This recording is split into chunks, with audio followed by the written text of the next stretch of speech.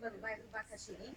Ele foi procurado pelos policiais hoje de manhã. Os policiais não encontraram esse soldado lá no Sindac. Os policiais deixaram uma notificação e depois os oficiais do Sindac retornaram aqui para o DEMAF, para a Delegacia Especializada de Futebol e Eventos, e eles disseram que esse soldado vai ficar então detido lá no quartel, lá no Bacaxiri, aqui em Curitiba. Esses 9 presos, mais o vereador Juliano Borghetti, devem ser transferidos. Apareceu correndo do nada, você quer um rato? Para Joinville, onde devem permanecer até as audiências.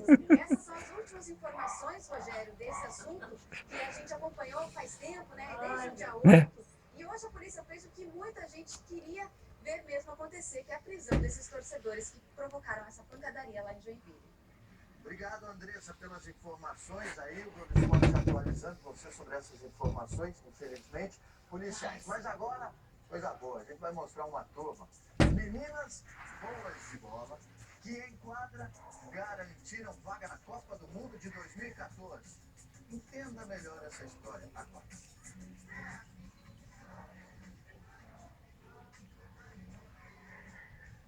Meninas que dão show com uma bola no pé. Meninas que jogam pelo Curitiba e voltaram para casa com mais um time. Foram bicampeãs de uma competição nacional, diferente de garantir essa taça, dar às vencedoras a chance de ser campeãs em um jogo do Brasil na Copa do Mundo de 2014. Pra gente é muito importante, porque a gente nunca mais vai ver isso de novo. E a gente vai estar ali próximo, podendo chegar próximo dos jogadores da seleção brasileira, de seleções como Espanha, e é muito legal isso. Nesse ano, algumas delas já tiveram essa oportunidade no jogo contra o México pela Copa das Confederações. E trouxeram para casa cada história. O goleiro do México pediu pra me levar a luva e pegar pra arquibancada. Você pegou pra você?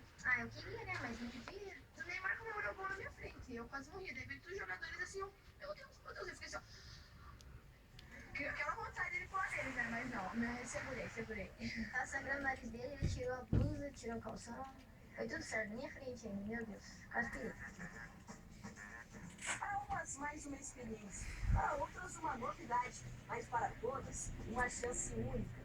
Um ingresso para assistir um jogo na Copa, por exemplo.